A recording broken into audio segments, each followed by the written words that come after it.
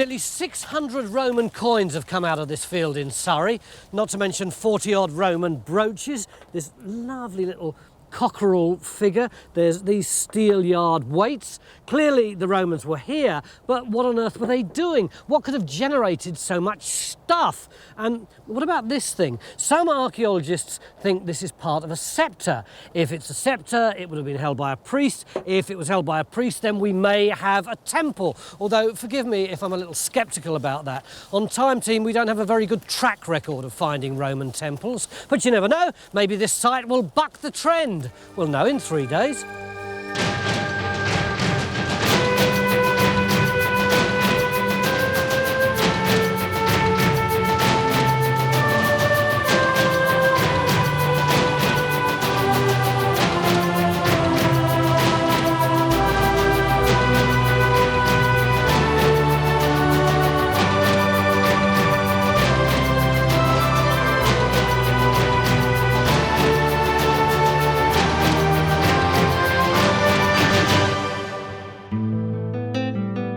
The field in question runs along a major Roman road leading from London to Brighton.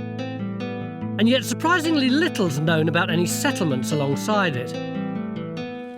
We're here because of this man, David Hunt, who spent 15 years scouring this field, carefully mapping literally hundreds of fascinating finds. It is a lovely array of finds now. Did they say temple to you? Well, I think so, Tony. These are not the sort of things that are going to be dropped on a Roman pig farm, are they? These are deliberate offerings which suggests giving things to the gods. I don't see so much evidence for a temple yet. The easiest thing really is to say is, what is this site not? It's not a Roman fort. It's not a Roman town. It's probably not a villa. That leaves a realm of other possibilities, like a shrine site, like a temple site. It could be just a street-side settlement. It's really up for grabs. OK, we know what it's not, but whatever it is, do we know where to look for it? Well, we do. Look at the distribution of the finds here, Tony, and two major concentrations. John, you've cheated. You've already geophysed. No, in fact, this was commissioned by English Heritage a few years ago, and it's got some really nice results. I mean, we've got all these field systems, and then these pit-like responses. Where does this sit on this map, John? That's the corner there. So you can see these pits here, they go with that coin concentration. And then we've also got these responses that match this area. Have we got anything that looks remotely like a structure? No, and that's what worries me in a way, is because this doesn't look like a settlement. You can't see buildings inside these enclosures. I think what we've got to find out, Tony, is this anything to do with the Romans? Are these Roman fields or pre-Roman fields? So I think what we're going to do is get a trench in early on, say across there and across there. There's nothing on the geophys that looks like a building, let alone a temple. So we're going to use the latest equipment to have another look at the coins concentrations. But seeing as not everybody's convinced that there's a temple here at all, we're going to see if these features are anything to do with our Roman story. Yo. It's always a good moment, isn't it, Phil? That's just what I was thinking. It's that moment. That first bucket in the ground, isn't it? And you just see below the surface. Well, that's right. But you know, look. You would not understand. You would not have that affinity with the soil like we do.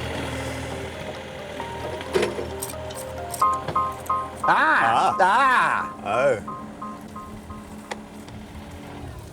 Well, it's Roman and it's 4th century AD, isn't it? Classic, Neil. It is. Drop flange bowl. It does coincide with that darker material. Oh, wow, look at that. They're totally different colours, aren't they? Yeah. This stuff, which has got all the black stuff in it, that's where that piece of pottery came from. Well, you can't ask for better than that. First hour of the dig, and we've already hit Roman archaeology. But most of David Hunt's finds were on the other side of the hedge, which makes that the most likely place for a Roman temple, which I'm told shouldn't be too difficult to identify. Well, in Britain, virtually all the temples are very easy to spot archaeologically. They have a simple plan. It's 2 concentric square walls like that. Now, that's very easily reconstructed because there are some that are partly surviving. You've got a sort of central tower over the cellar, which is where the god lives. And around it, we've got a pitched roof and an ambulatory, a sort of corridor around the edge. Door there, windows at the top, something like that. And the temple precinct around it is where all the action happened, all the religious process went on outside here. But you said earlier, if it's a religious site, there might not be any building at all. Unfortunately, tragically, that's true. The kind of place that could be venerated would be something like a sacred pool. The god would be, or goddess would be seen to live in the pool, and that's where the offerings would be thrown. And another thing, for example, could be a sacred tree that was venerated, and that became the centre of worship. So if it's a sacred tree, we're not going to find much, are we? No, that is honestly going to be the problem, because clearly the tree would have gone, but hopefully a concentration of finds would give it away. OK, I've got the results from our sample strip. John's geophysicised the first coin concentration and thinks he's found something worth investigating. But this just looks like an absolute mess to me. I mean, how can you tell features in amongst all of these other dots? Look, have a look at that. That's even worse. No, it's not, it's not. This is just stray ferrous material across the field over there. At this end, you've got these much clearer, well-defined pit-like anomalies. You're talking about this black here with the white around them? Yes. It could be pits, it could be burning. Well, that's great, isn't it? Because look, we've got 3 bits of evidence. We've got the geophysics, we've got the coin spread, and we've got this flashish area. So 3 bits all pointing to this part of the site. Trench 2 goes in over these pits. If one of them was a shrine, we should expect a lot of small metal finds. That's it. If we can spread it out a bit, they can metal detect better. So a team of metal detectorists is going to make sure we don't miss a thing. Nothing, Claire? Thank you, Ken. Judging by David's finds, there was a lot more going on here than just religious activity. Well, one of the functions, obviously, was buying and selling, because these are steelyard weights. You can see there's a loop at the top. Oh, yes. They would have been moved along a bar. To vary the weight. That's right, yes. to weigh material. There's a small one here, ahead of the god Mercury. He was the god of traders. And this also would be connected with Mercury. What's that? This is a cockerel, most likely to have come from a group with Mercury and his attendant animals, which are the ram and the cockerel. Right. And this is also very interesting. It could possibly have been a sceptre handle. Now, a sceptre in those days would have been the wand held by the officiating priest or member of the public who was acting as a priest. So do you think that this could have been a temple site? I think it's possible, but I think that we haven't found enough ritual material to make it absolutely certain. I think it's a real mixed bag of messages, though, because a large amount of this material is just basically functional stuff. There's key handles. Now, you do get those on temples, but also people have to open doors with keys. The brooches, well, they could have been votive deposits, but they're all damaged. They could have ended up here as metalworking for recycling. And with all the steel yard weights and the fact that we're by the Roman road, I can still see this as being primarily a trading settlement, possibly with a ritual component, but really, it's all to play for, isn't it? If we're looking for signs of Roman occupation, Phil's made a great start. Another base. See, we got some first half, 2nd century Samian. But you see, what I would go for is that. Yeah. Now, that is far more interesting. You see, that's a lovely bit of humble decoration, that is. There's the mark of the potter in that. Yeah, I mean, this is one of these big, thick, heavy-rimmed storage jars. That's my sort of pot. Yeah, probably the end of an animal bird bone or something like that, just gone round, But that's lovely. The odd thing is that Phil's trench is a long way away from the Roman road where you'd expect to find the bulk of Roman activity, and there's nothing significant showing up on the geophys. This is getting really, really gravelly up here now, look. And Phil's got a lot more than just pottery. Look at this. Look at these big stones. They're all lead flat, aren't they? Yeah. All lead flat, and it all sort of starts particularly about there. Look, listen to that. That's loose. Yeah. Loose and quiet, and this is and scrunchy. That's the edge of it. It does coincide with that trackway. Phil might have a trackway along with a load of finds, but we still have no idea what kind of site this is. We're banking on our panel of coins experts to come up with some clues from the 600 found in these fields. Well, they're certainly not a hoard of coins because they actually cover the whole period of Roman occupation in Britain, from this coin of Claudius, comes from the very first period of Roman invasion of Britain right through to this coin of Arcadius of about 400 AD, right at the end of the period. But what struck me looking at the coins, with all these ones from the early part of the period, is that these are mainly the £5 and £20 notes of their day. So the people weren't throwing away trivial amounts of cash, were they? No, they weren't actually, and there's a really significant number of these silver coins, these Roman denarii, which are really quite valuable coins in their terms. Looking at this great chronological spread, though, is it possible to discern any patterns within it? Yeah, they're the wrong way round. Most sites in Britain have few early coins and a great bulge of late coins. So it's not an ordinary town because those start up, get going and carry on to the end.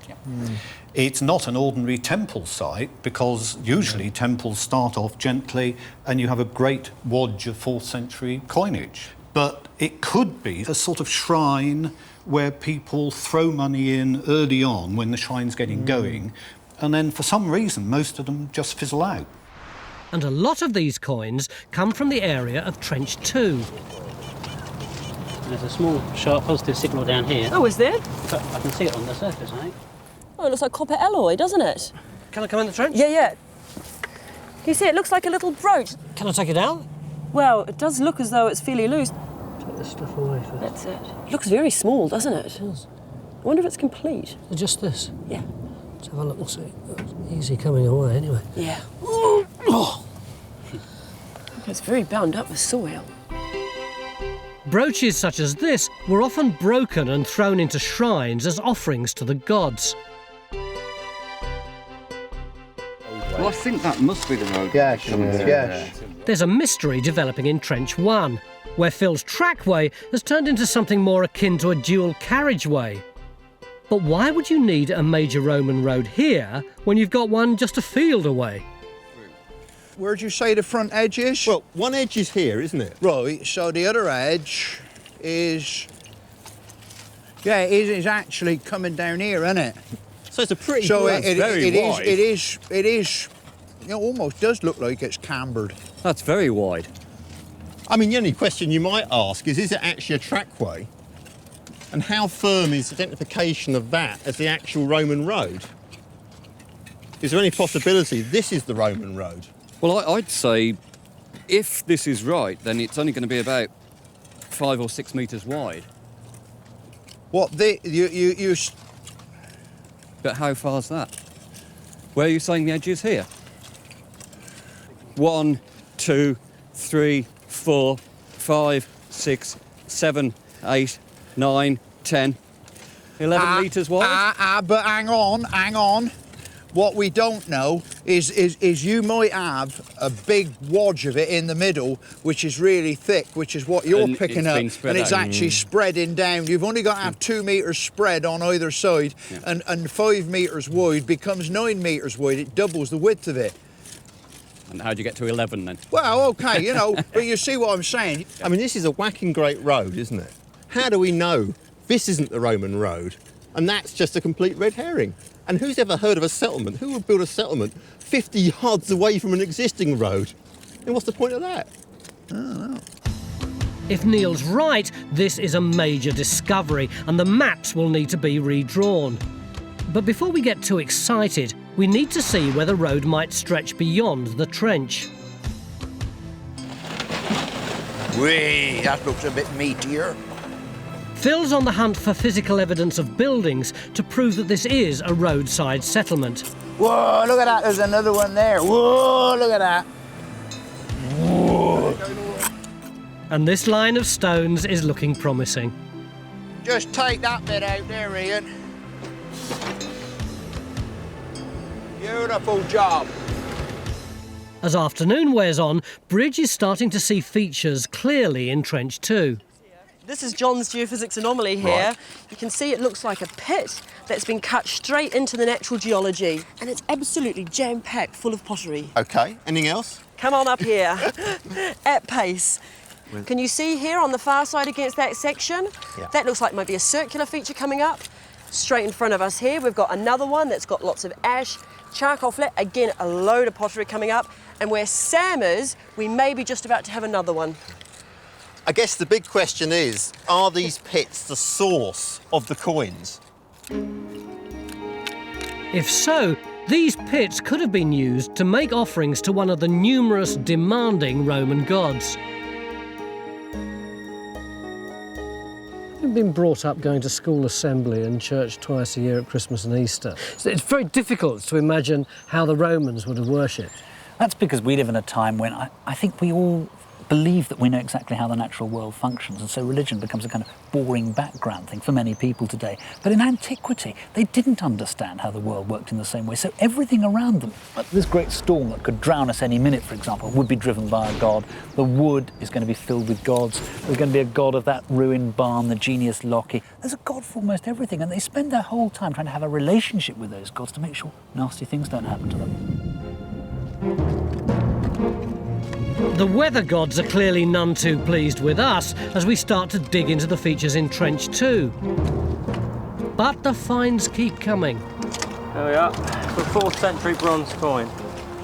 Oh, wow. That's from our pit fill as well. Fantastic. Neil, what do you make of that? A pair of tweezers or something. It's got that shape to it. It's certainly got the shape. Looks like a productive pit. At the end of day 1, despite the rain and the sudden drop in temperature, Phil's mood in Trench 1 is positively sunny.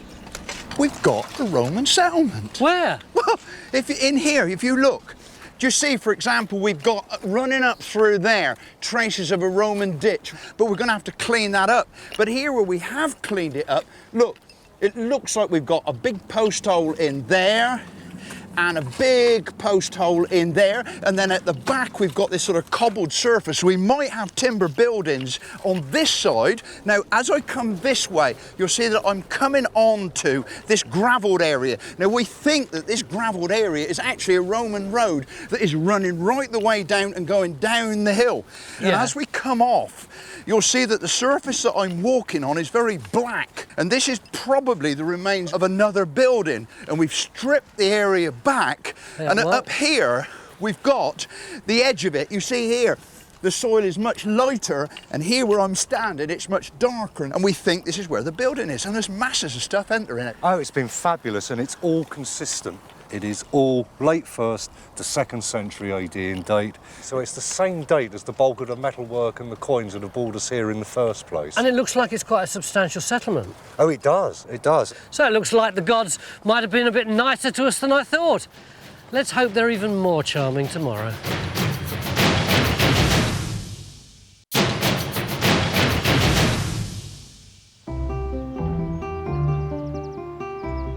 The weather gods are beaming down on day 2 in Surrey, where we're investigating the source of an extraordinary number of Roman finds. And we've already made a major discovery in the shape of a huge road and settlement. Do you remember this trench was about finding a field system? A simple story. Are they Roman or are they not Roman? Yeah. What we found is this road. Now, not any ordinary little trackway, but 10 metres wide. But I don't understand that. I thought the Roman road was the road that exists today on the far side of that field. But that's a hypothesis. Just because it's on the Ordnance Survey map as a Roman road doesn't mean it has to be true. Surely we've actually found the real road here with a settlement either side of it. But what are we going to do about that area over there where all those finds came from? Well, it's still running, I think. Now, I don't believe the idea of this being a religious site is over at all. The finds are still very suggestive of religion, because maybe what you've got is a Roman road, buildings on either side, and behind that, the shrine or sanctuary. Or maybe not. It's only the beginning of day 2. Well, I'm very confident today, Tony. But not all the experts are convinced that our road in Trench 1 is the old London to Brighton road. You know, it's not impossible. You've got a sort of a loop road, and that is the road. This is a sort of a loop coming off it. So you've got some... Be unusual. Well, it would be unusual. And we're looking at the road from every available angle.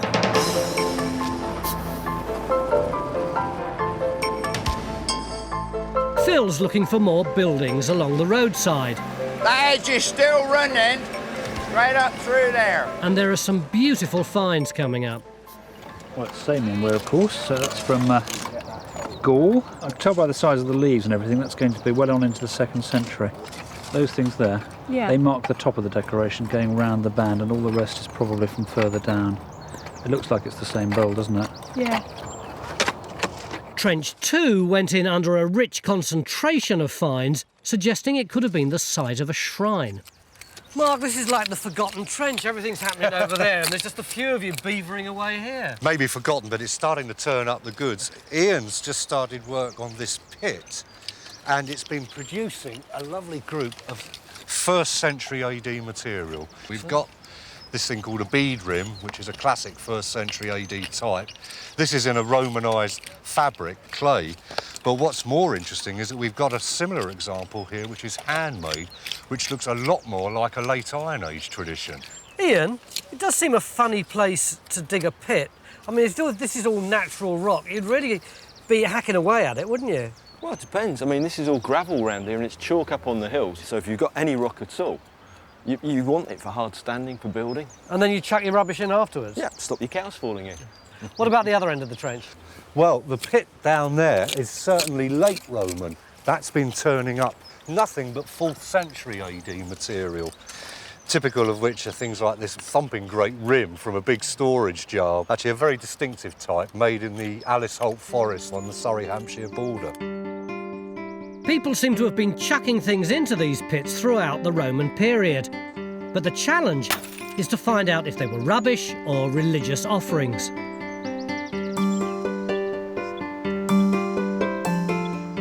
GeoPhys are now investigating the second concentration of finds further up the field.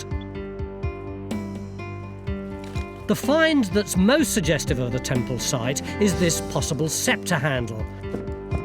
Archaeometallurgist Andrew Lacey is going to recreate what it might have looked like over 2,000 years ago.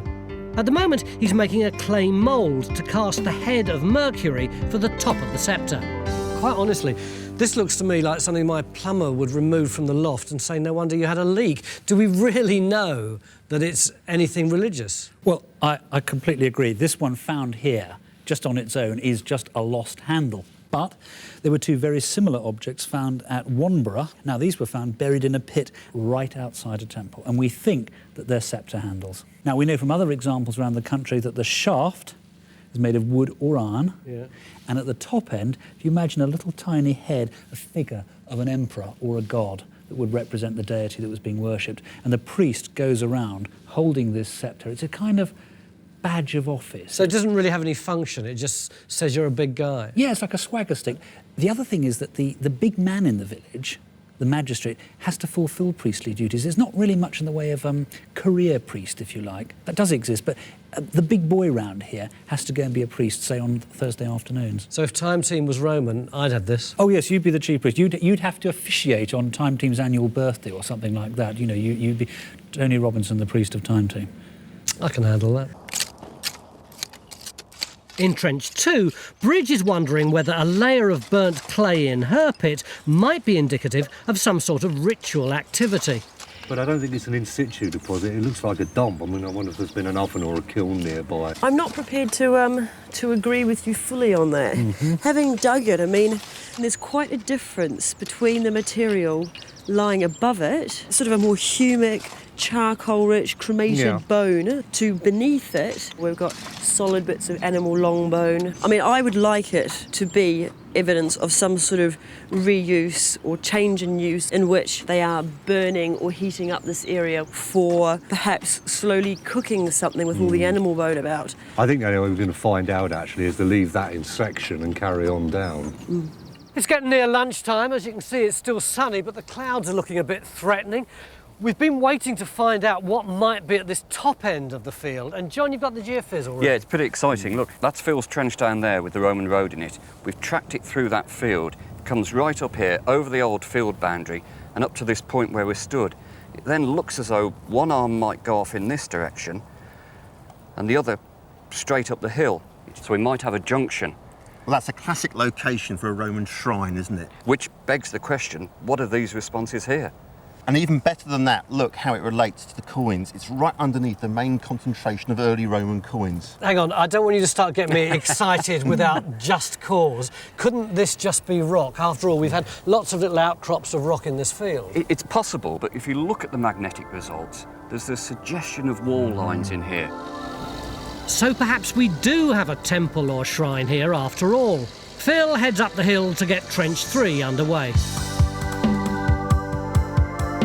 You've made enough allowance outside the trench to get it? Well, I wanted to make it surgical so you didn't have to do too much work. It's going to be a rock-cut shrine. A rock-cut shrine. Wow, you know. A huge ritual Is star. that right? Yeah. To the great god Geo. To the god Geo, yes. With small red plastic ritual pegs placed around the shrine.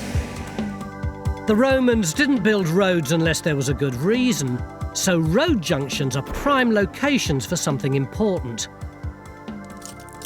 Now look, that's got lighter there. Oh wow. Oh yeah. Now if that's perhaps, is that going to be where that feature's cut in from?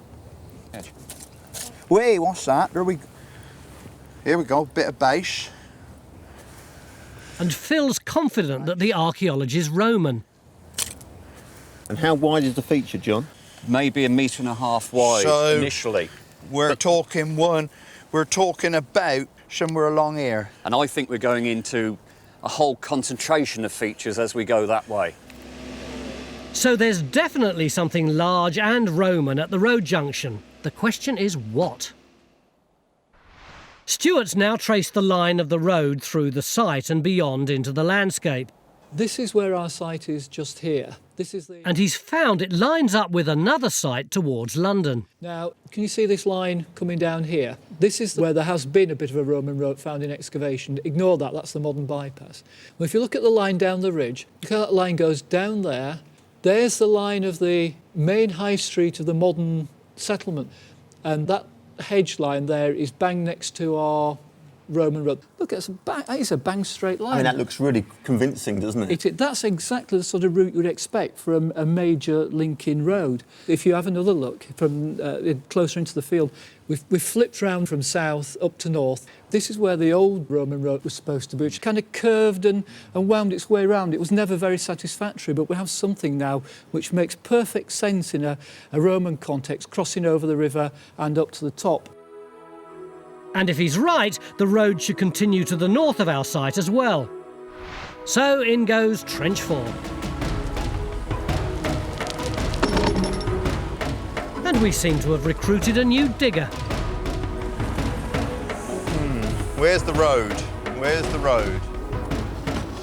Bridge is having trouble finding the bottom of her pit in Trench 2, so Henry's brought in an auger. That's pretty rocky, doesn't it? It's getting more stony as we're going down. And it's tough going. How deep are we now? We've gone down an extra 1.5 metres, 1.60 metres, something like that, as well as, how did you say this was, Bridge? That's about 1.5. So basically it's me standing on your shoulders. Yeah, effectively. That's quite a big pit for something which is such a narrow diameter. Yeah. One thing's for certain, the Romans must have had a very good reason for hacking through solid stone to construct what looks more like a shaft than a rubbish pit. And there's still no sign of the bottom when Phil calls me away to admire his work at the road junction. We have just hit business here, Tony. You're kidding, what have you got? I mean, well, at the moment, I really don't know. But what we do have is a massive deposit of Roman material. Look, this sort of stuff I've been getting out, I've only just started coming through. Look at the size of these bits of pot and the freshness of them. I haven't got the foggiest idea what we're dealing with, but we have got masses and masses of it. At this end, you can see it's very, very black. But as we come through here, you can see there's this, it looks like sort of demolition rubble, this fired up clay. And then, of course, here, well, you see, it looks there as though we could have traces of some sort of wall, structure, furnace. I don't know what's going on. The thing is, it coincides with John's geophysics. If it coincides with John's geophys that way, how big is it? That would put it at about another 10 metres beyond the digger. He's almost lost for words. Yeah, I know. You know, you just don't. You don't come down on this sort of stuff. We started off there and there was just the first bit of pot, and then as it came back there was, oh my God, another bit of pot, and then another bit of pot, and we started piling it into the trays, and it was just pot, pot, pot, and oh God, and then there's all this black stuff, and before you know it, oh my God, what have we got here? And I still don't know. It looks like Phil's got his work cut out to make sense of this lot. Back to Bridges Trench, where she's drafted in Chris the landowner, conveniently a geologist, with a power auger.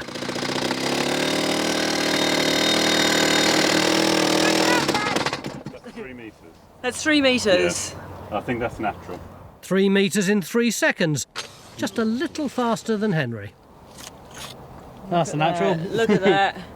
Got that little bit of weathering on top as well, haven't we? Yeah. I mean, the key for me is that I'm still not really seeing any reason for the pit to be here. No. Where is the archaeological material in it? The finer sediment here, it looks like it's been wet in the bottom for some period of time for that build-up. But after that, it looks more like hill wash. I think this is a well myself. Yeah. Where's your gut feeling? Why are you feeling that? Well, because I believe water would be shallow. I think it would be coming out of this rock formation, and I think it would be accumulating in this pit. I think that's what it is. And if it was a well, it could have been a sacred well. But we'll only know if we carry on digging down. It's the same sort of design and construction as this back here. So as evening draws in, Phil's trench is expanding and there are signs of a structure emerging. Oh, there's some more there, look. Over the last 2 days, we may have moved a Roman road and found a settlement, but the weather forecast for day 3's awful, and we're still nowhere near explaining the presence of the beautiful finds that brought us here in the first place. If ever we had need of the Roman rain god, it's now. Which is why... Here you are!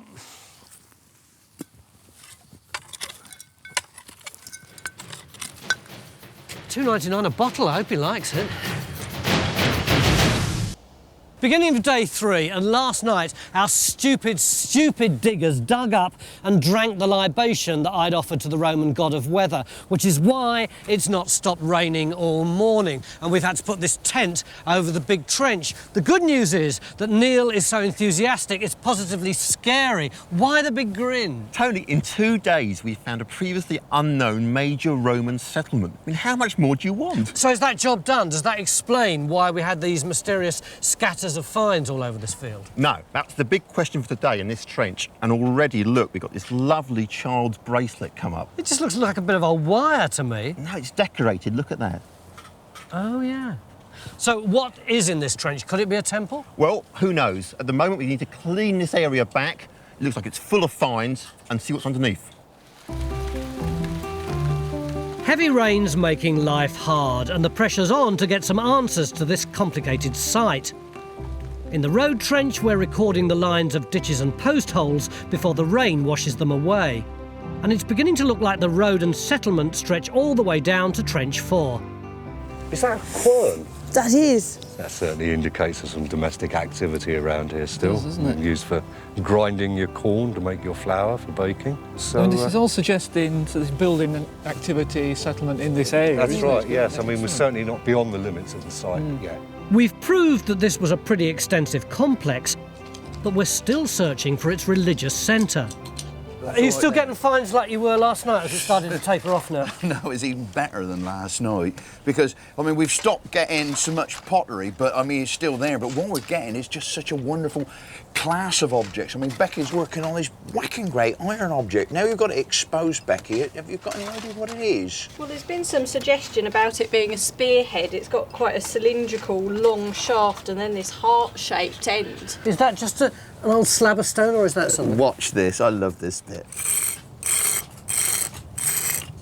Look, it's grooved. It's a quernstone. That's lovely, isn't it? But you see, it's not just a trench of objects. It's got some cracking archaeology because look at this area of stones. Look, I mean, it's not just stones that have been piled in there. There's form, there's shape to it. But it's not just a piece of stone there. You can see there's real order in the layers beyond that because you can see in there we've got this big area of burning, and then beyond that again, right up in the corner of the trench, is very black. So there are really clear, defined layers. And I think if given a bit of time, we can sort of tease them apart. I think we're going to get some cracking archaeology. It's quite a good trench, isn't Oh, beautiful. With less than a day to go, Bridge is in a quandary. She's going to have to dig over 3 metres down to prove that this isn't just a Roman rubbish pit, but is it worth it? it looks to me like the most likely candidate for something ritual actually on the site. The local archaeologists are adamant that this is actually like things they've seen that are called ritual shafts. I think the shape of it is very regular. The way it's been cut through this hard rock all suggests that they wanted to put this shaft here. And if we think of other Roman so-called ritual shafts, sometimes it may just have just a single object placed in the bottom at the centre, perhaps a skull, a piece of bone, or even a pot and some organic material. It's how to dig it. What strategy do we employ? Because at the moment, we're at our maximum safe depths. I'd like to be able to retain the geology around the sides of it. And then if we actually take out the rest of that whole half, and then once we get down to the level that I'm at now, I can maintain that section again. I can run another section down and we can get down to that 3 metres. It's very fragile, sort of breaking up a bit at this end. As Becky struggles to get the ironwork out of Trench 3, it's looking like it might not be a spear after all. But this bit in the middle here is actually solid. There's no hollow end to it at all. Which is very odd, isn't it, for a spearhead? Yeah. So are you saying it might not be a practical spear? It looks to me more like an ornamental piece of ironwork. Would they have had ornamental spears? Well, you do get like model and votive spears on other temple sites. Ewley in Gloucestershire, for instance, has produced quite a few of them as sort of part of the general pattern of offerings. You're using the T word again. Yeah, I'm quite blatant about it. What's the T word? Temple. We're digging more than 100 yards over there, so what on earth are we doing in this part of the site? Well, this is much more, well, not more interesting, it's very interesting, guys. It's worth a trip up here. Convince me. Stewart's not convinced that this was a temple site at all. And true to form, he's been ferreting around on the edge of the site to come up with an alternative. Crikey, all these lumps and bumps and ditches and gullies, it's completely different from the rest of the site, isn't it? It is. Look at this here. Wow. Look, those are great big lumps of iron slag. Look at the air bubbles in it. Industry, isn't it? It is. And I think these give us clues as to what's going on, because all these lumps and bumps in here seem to evidence some sort of industrial process. Hang on, are you telling me it's Roman? It could be, because you've got all the sort of ingredients you need for an industrial settlement. You've got iron ore coming up from the wheel along the Roman road. Yeah. You've got timber that you need for fires. You've got water in the valley. Yeah. You've got ironstone and clay.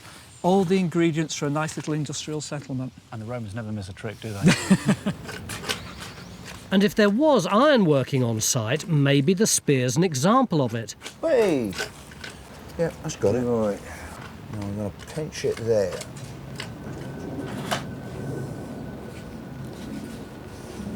Wasn't too bad, was it? No. Let's have a closer look Yeah. at it now.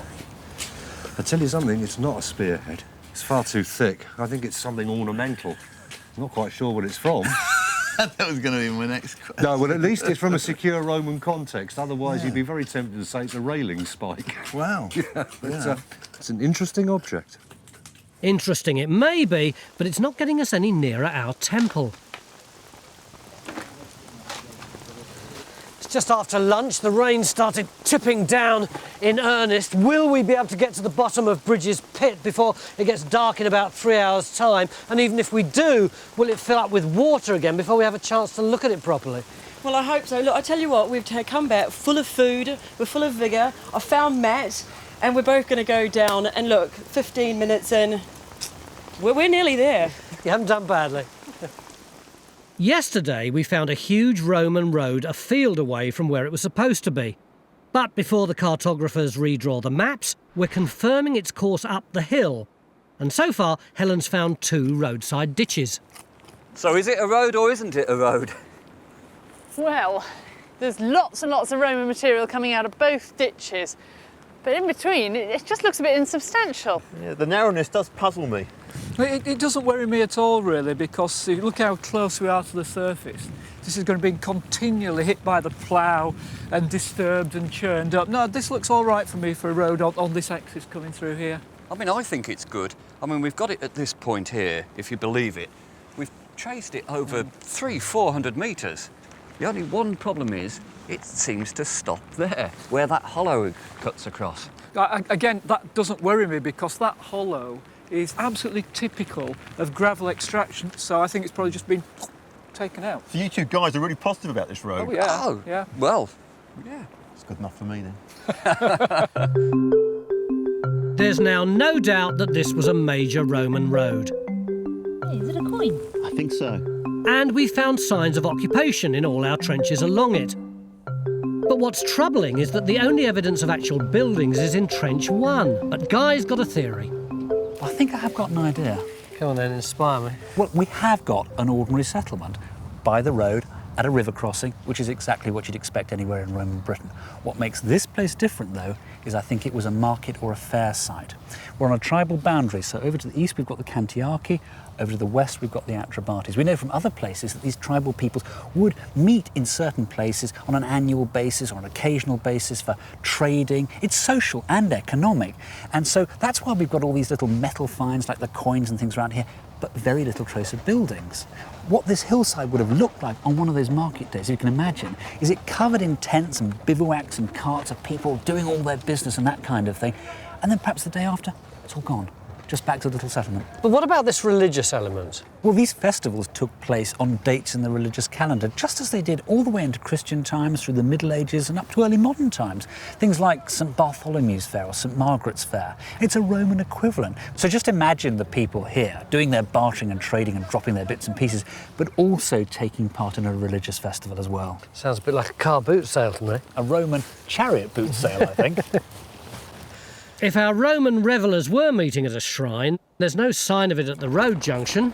The floor of this thing is very, very heavily burned and slightly dished. Where the archaeology looks more like a furnace. It actually comes right out to there. Right out to there, look. And it's made out of these reused tiles.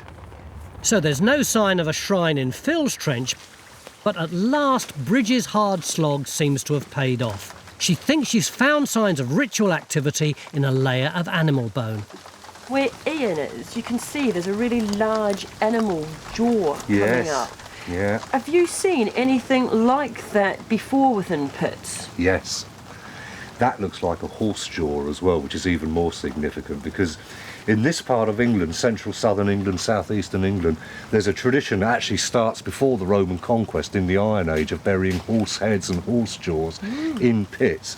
Just above this deposit, of course, we had that layer of burning, and all of the bone has been found underneath that. Yes. Do you know of sites where they've perhaps sealed off pits if they have been used for ritual purposes? Yeah. I can think of a number that are both Iron Age and Roman where you might get a deposit of animal bone or pots, then you get like a lens of clay or perhaps some organic material, perhaps then a sterile layer, and then you start the sequence again. And I think this is looking very promising in terms of our interpretation of this being a ritual shaft. So it's possible that this animal jawbone was an offering to the gods, and under it could be layers and layers of previous offerings. All we need is another layer of burning to prove it, and there's still 1.5 meters to go in this pit. It's becoming a race against time to make sense of the archaeology before rain stops play.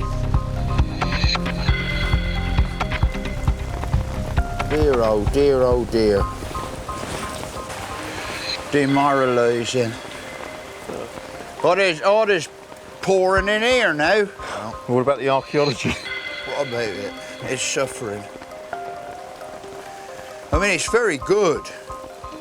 Phil's now found 4 edges to his furnace, but one of them's puzzling him.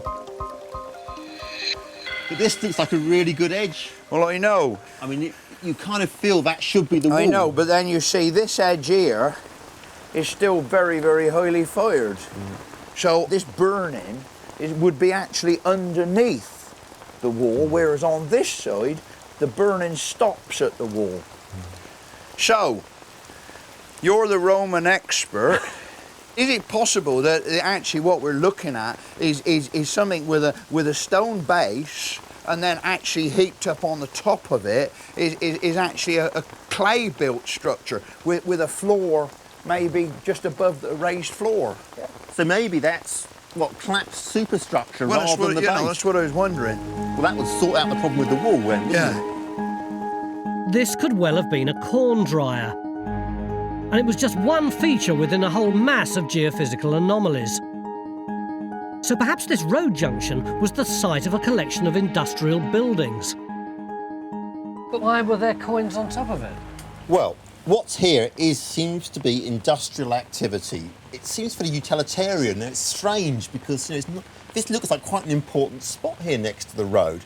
If you're going to push me for an explanation, I guess all I could offer you is those coins still look to me like they come from a shrine or a temple or something.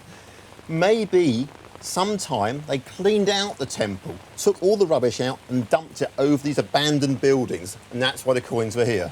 Guy, you're the dissident pulling dissident faces while he was speaking. Well, I've never heard of the Romans being so considerate that they pick all the contents out of a temple and bring them over here where we might find them, so we'd know there was a temple here or somewhere else. No, but look, really, as Mark says, we've had a real result. We've got a site that sums up what made Roman Britain different from the Britain before and afterwards. We've got the industry, we've got some ritual activity going on here, but we've also probably got a thriving market or fair centre, a temporary type of site where people come in at seasonal events. But we're not quite done here. And with the light fading fast, all eyes turn to Trench 2, where the final piece of the religious jigsaw is falling into place. That's just off the burning. You've got a burnt layer down there? Yep. But that's interesting though, because that's our second layer of burning. The burnt layer suggests that offerings were made to the gods and then sealed with the remains of a bonfire or feast. The late Roman pottery tells us that the pit went out of use in the middle of the 4th century when pagan worship was made illegal. So maybe our superstitious Roman chariot boot sailors made one final offering before sealing up the pit forever. Until we came along. But before we leave, the replica of the sceptre that brought us here in the first place is ready, and I've got one final duty to perform in my capacity as priest of Time Team. Feel powerful? Fairly, is this all I need? No, I'm afraid not. I've got this lovely headdress for you. Now, this is actually copied from a real one found not very far away from here on a temple site, so it's only appropriate that you don it. There we go. Time Team's finest sartorial moment. Just remind me again why I'm doing all this. Well, I think you're going to be a priest of the cult of Mercury, who I think is the most appropriate god for this location, because we've got all the trade and commerce along here. So what could be a better god for the inhabitants here to celebrate? So what do I have to do? Well, you're going to sprinkle some water sacred to Mercury over the goods that you're just about to sell on to your unsuspecting customers. Right. Off you go. Yeah. Oh, incidentally, he's also the god of thieves and vagabonds. Thanks, mate.